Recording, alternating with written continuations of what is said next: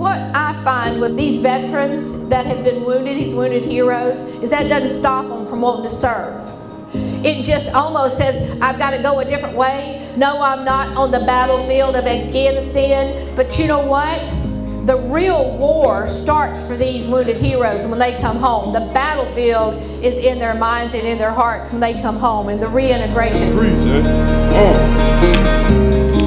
grown in the Maryland area, so at this point we thought it'd be good to do another event, and obviously by the turnout today it just was really impactful. Louise and Sean had such an impact on the community for realtors in the Maryland area that we had it, and the turnout was great, and we'll probably continue to do these events. Just because the bullets and the bombs stop doesn't mean the war is over. You can take the soldier out of the war, but the war never leaves the soldier. If you treat them positively and you just show them that little bit of respect and understanding that we truly need, there's no secret to this. Just give them an ear to listen. You could save a life. You could save a life, and I mean that. You know, in our business, it is about, really touching base and hopefully connecting with some referral partners that deal with VA, deal with veterans a little bit more, and ultimately being able to help out borrowers as well. So, it really all kind of ties together. But again, helping out a wounded warrior is what it's all about.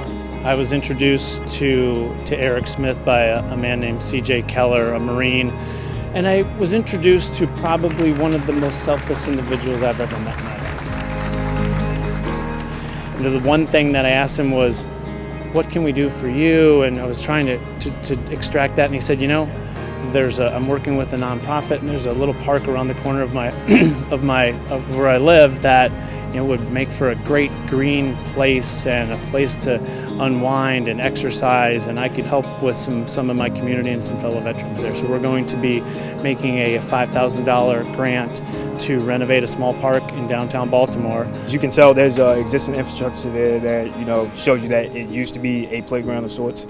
I'm not looking to put my name on it, whatever the case. Like, if it was up to me, I'd be able to build this thing overnight and then walk away from it. And nobody would be none the wiser. They'd just say, hey, there's this cool park here, let's start using it. And I'd be like, awesome. First off, in honor of Eric Doc Smith, Fairway will be donating a check for a grant for $5,000 for the renovation, small park around the corner.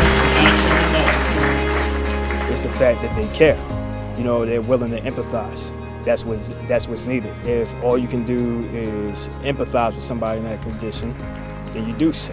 He really doesn't know what's going on there. He just knows he's going to be honored, but we're also going to remodel part of his house to give him a better living situation. Additionally, Fairway will be donating a $3,000 grant for the repairs of Doc's home, which will include strengthening a few door frames. I'll say almost overwhelming, but I held it together.